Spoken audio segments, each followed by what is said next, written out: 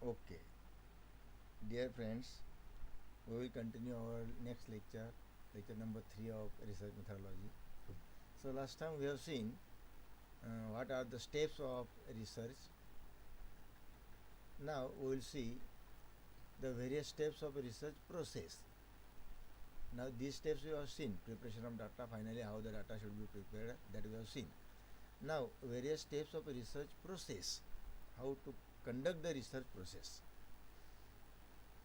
First, develop a research question from an idea or observation.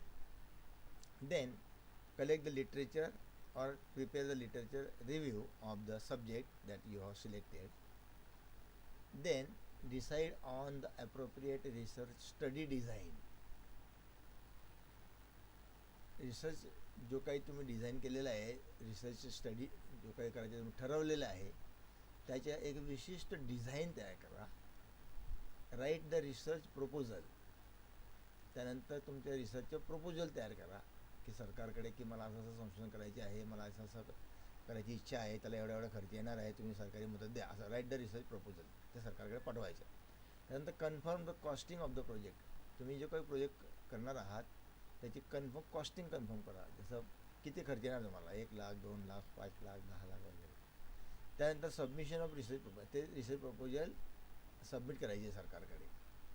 जसं आमच्या कॉलेजमध्ये करायचे असेल ना तर आम्ही विद्यापीठाकडे सबमिट करतो. तुमचे सरकारी डिपार्टमेंट कोणी असेल तर त्याने सरकारी डिपार्टमेंटकडे सबमिट करायचे, शासनाकडे सबमिट करायचे. त्यानंतर obtain ethical and trust approval. त्यानंतर त्यांच्याकडनं कायदेशीर मान्यता मिळवून घ्यायची की बा ह्या प्रोजेक्ट मी करणार आहे, या प्रोजेक्टसाठी तुमची मान्यता आहे, पैसे तुम्ही देणार आहात, असं सगळं मान्यता मिळवून घ्यायची. मान्यता मिळवल्यानंतर मग डाटा कलेक्शनला सुरुवात करायची. आपलं काम सुरू करायचे खऱ्या अर्थाने. काम सुरू केलं का, त्याचे डाटा मिळाला का, तो डाटा ॲनालिसिस करायचा, त्याचे इंटरप्रिटेशन करायचं, त्याच्या फाइंडिंग्स गोळा करायच्या सगळ्या, आणि शेवटी मग रिपोर्ट लिहायचं आणि डिसेमिनेशन म्हणजे त्याचे प्रसारित करायचे. त्याला रिपोर्ट करायचा आणि त्याला प्रसारित करायचं, जगापुढे मांडायचं रिपोर्टला. अशा पद्धतीने ही रिसर्चची मेथड आहे. म्हणजे सगळ्यात आधी तुम्हाला प्रपोजल तयार करावं लागतं. तुमच्या डोक्यातल्या आयडिया तयार करायच्या, ते प्रपोजल सरकारकडे सबमिट करायचं, त्याच्या खर्च बजेट सबमिट करायच्या, त्याच्या मान्यता मिळवायची, मग ते काम करायचं, ते संशोधन करायचे आणि त्याच्या रिपोर्ट तयार करायचा. आपण कसा रिपोर्ट तयार करायचा मागच्या स्लाईडमध्ये बघितलेलं आहे. हे झालं रिसर्च मेथडॉलॉजी. आता 1.10 क्रायटेरिया फॉर गुड रिसर्च. सगळ्यात चांगलं संशोधन कोणाला म्हणणार तुम्ही, की त्याचे काही 7 गोष्टी आहेत बघा. पहिलं, the purpose of research should be clearly defined and common concept be used. सामान्य संशोधनासाठीची कन्सेप्ट निवडायची किंवा संकल्पना निवडायच्या, सामान्य संकल्पना निवडायच्या, जे सामान्य माणसाला उपयुक्त ठरतील असा शोध लावायचा. हे सगळं चांगल्या संशोधनाचे लक्षण आहे. दुसरं, research procedure used should be described in detail because when another researcher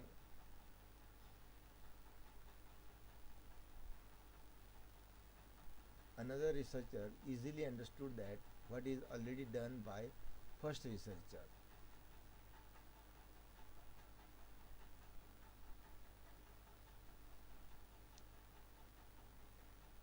Third, the procedural design of the research should be carefully planned to yield the research. Yield म्हणजे त्याचे उत्पादन तुम्ही जे काही करणार त्याचे product, final product.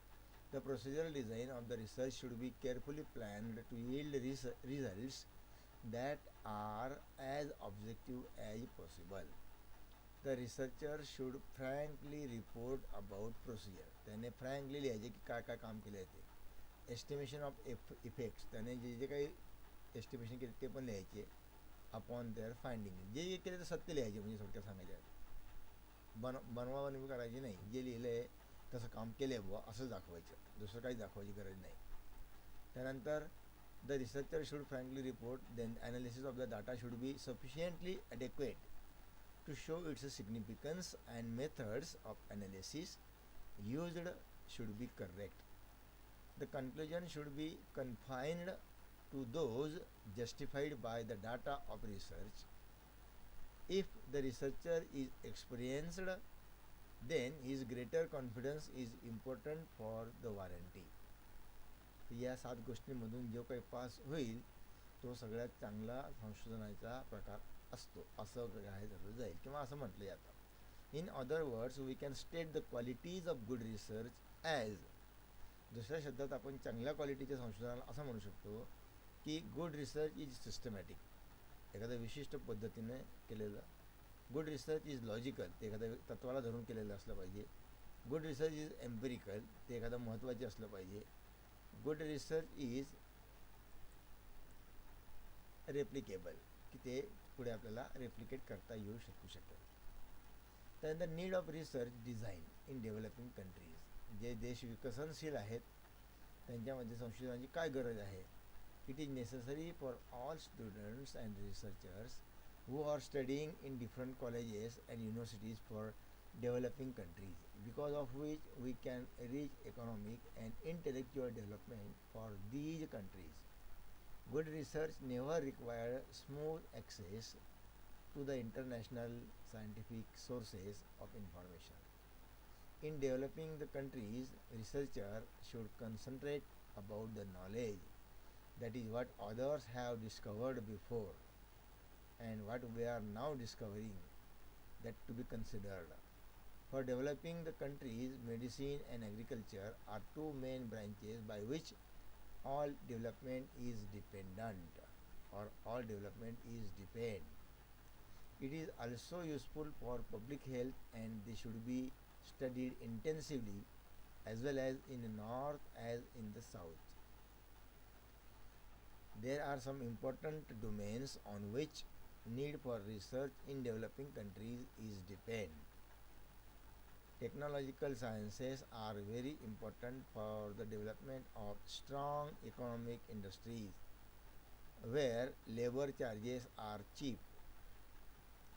Then fundamental sciences play an important role in performing new ideas in order to become independent. So these are the need for research design in developmental countries or developing countries.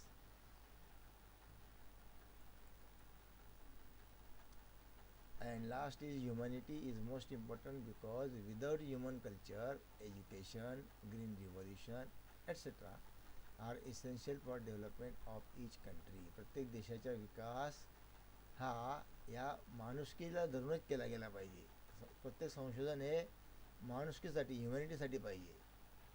किंवा ह्युमॅनिटीसाठी आवश्यक असलेलं कोणतं, human culture, मानवी संस्कृती, शिक्षण, education, green revolution, हरित क्रांती वगैरे.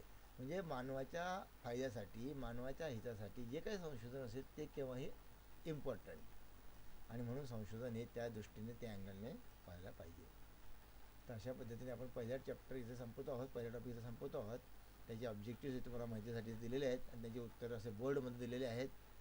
त्यामुळे आता उदाहरणार्थ पहिलं, dash dash refers to a define or definite interpretation of a given set of facts which is put forth as dash dash dash, which is put forth as a tentative suggestions and remains partly or wholly unverified. तर dash dash dash ठिकाणी तुम्हाला काय उत्तर भरायचे आहे, हे चारपैकी formulation, hypothesis, identification and research. तर रिसर्च इथं भरायचे आहे, कारण या चारही गोष्टी त्याच्या पार्ट आहेत. Research refers to a definite interpretation of a given set of facts which is put forth as a tentative suggestions and remains partly or wholly unverified. Partly किंवा completely जे व्हेरीफाय केलेलं नाही आहे, कोणी काम पाहिलेलं नाही, तपासलेलं नाही आहे, त्याला आपण रिसर्च म्हणू शकतो. Pure research is also non as dash dash research, त्याला बेसिक रिसर्च म्हणतात प्युअर रिसर्चला. त्यानंतर domains, there are some important domains which need for research in developing countries is needed. आपण आता बघितलं मागच्या टॉपिकमध्ये. त्यानंतर objective number 4, the research problem should include analysis into all. म्हणजे कसं, सिम्पलेस्ट एलिमेंट पाहिजे, तर स्कोप पाहिजे, त्याचे लिमिटेशन पाहिजे, हे चारही गोष्टी पाहिजे. Good research is systematic and logical. Then research methodology consists of series of actions or steps necessary to effectively carry out research and the desired sequencing of these steps. परीक्षेमध्ये उलटं पण येऊ शकतं, त्यामुळे तुम्ही अभ्यास व्यवस्थित करून ठेवायचा. गुड रिसर्च इजच्या ठिकाणी systematic and logical research is dash dash, म्हणजे गुड येऊ शकतो, बॅड येऊ शकतं, असं काही येऊ शकतं, म्हणजे चेंज होऊ शकतं बुवा. All these methods which are used by the researcher during the course of studying their research problem are termed as research methods. Then research methodology is a way to systematically solve the research problems. And in this way we have completed topic number 1 here. Now we will complete topic number 2 and continue as the lecture number 4 in the next. So lecture number 3 we have completed, lecture 4 will be continued in the next. So till then we have a break here.